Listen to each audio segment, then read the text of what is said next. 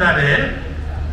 அந்த மகாராஜாவுக்கு ஒரு அடிமை இருந்தான். பழைய காலத்துல அப்படி இருக்கும் இல்ல, அந்த அடிமை ரொம்ப விசுவாசமா அவருக்கு எல்லாமே செய்வான். அதனால மகாராஜா அவனுக்கு ரொம்ப ரொம்ப ரொம்ப ரொம்ப ரொம்ப இடம் கொடுத்துட்டார். அவனுக்கு எங்க போனாலும் கூடவே போவான், வெரி க்ளோஸ்.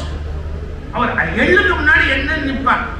அதனால திடீர்னு ரொம்ப அன்பு முத்தி போய் இந்த மகாராஜா என்ன பண்ணார், அந்த அடிமையை பார்த்து, உனக்கு உலகத்துல யாருமே கொடுக்காத பெரிய பரிசு ஒண்ணு நான் கொடுக்கணும்டா, நீ இவ்வளவு நல்லவன், எனக்கு நான் உனக்கு ஒரு பரிசு கொடுக்க போறேன், உனக்கு என்ன வேணுமோ கேளு தர்றேன், என்ன வேணாலும் கேளு தர்றேன் அப்படின்னு இன்னைக்கு சொல்லிட்டு போறேன். இந்த வரத்தை மட்டும் யார்த்தையும் எப்பவுமே கொடுக்காது. நீ என்ன கேட்டாலும் தரேன் அப்படிங்கிற வரத்தை மட்டும் உயிரே போறதா இருந்தாலும் யாருக்கும் கொடுக்காது. நீ முதல்ல என்ன வேணும்னு கேளு, முடிஞ்சா தர்றேன்னே சொல்லுங்க. இதான் வாழ்நாள் முழுக்க நீங்க பாதுகாப்பா இருக்கிறதுக்கான வழி. நீ கேளு, முடிஞ்சா தர்றேன், இதான் சரியான வார்த்தை.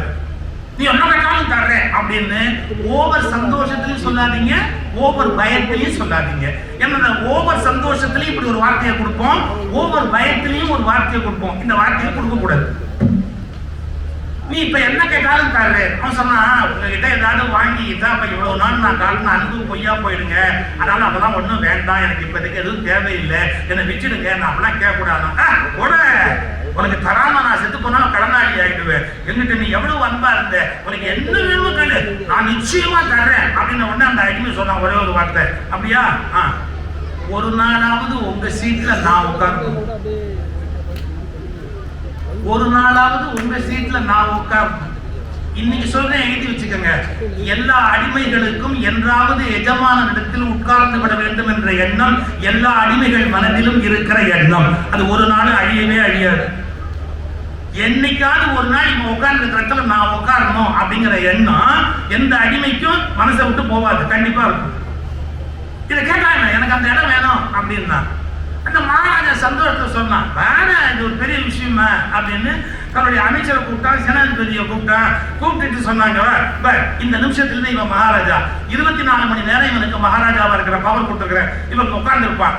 நான் சொன்னா எப்படி கீழ்ப்படுவீங்களோ அப்படி இவன் சொன்னா நீங்க எல்லாம் கீழ்ப்படியணும், புரியுதா? அதனால அந்த மகாராஜாவை உட்காந்து வைக்கிறேன்னா அவர் என்ன பண்ணாரு, முதல்ல அந்த நாற்காலியில ஏறி இப்படி உட்கார்ந்து ரொம்ப பணிவா ஏத்தாப்புல மகாராஜா இருக்கிறாருன்ற மாதிரி ரொம்ப பணிவா அப்படி உட்கார்ந்த, நல்லா உட்கார்ற, நல்லா உட்காரு, நாம கால் மேல கால் போட்டார்.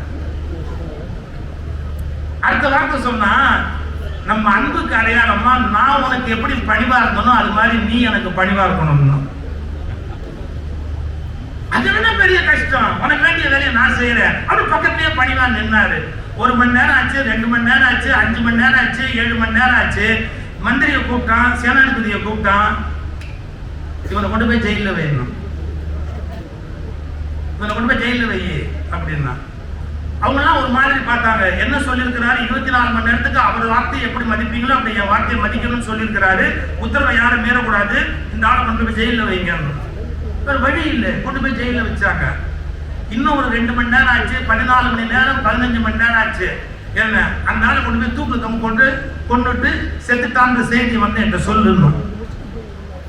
கொண்டு போனா தூக்குல தொங்க போட்டான், செத்துட்டான் அப்படின்னா இனிமே நம்மளை கேட்கறதுக்கு யாரும் ஆள் இல்லைன்னு சிம்மாசனத்துல உட்கார்ந்தவன் கால் மேலேயே கால் போட்டான்.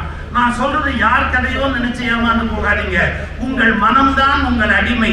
நீங்கள் ஒரு நாளாவது அதன் பேச்சை கேட்க வேண்டும் என்று தாழ்ந்து போகிறீர்கள். அன்றைய தினம் அது சிம்மாசனத்தில் ஏறி உட்கார்ந்து விட்டால் அது உங்களை கொல்லாமல் விடாது, உங்கள் வாழ்க்கையை அழிக்காமல் விடாது.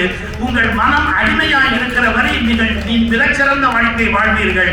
என்று உங்கள் மனம் எஜமானனாகி நீங்கள் அடிமையாகிறீர்களோ அன்றோடு உங்களுடைய தலையெழுத்து மாறிவிட்டது என்று பொருள்.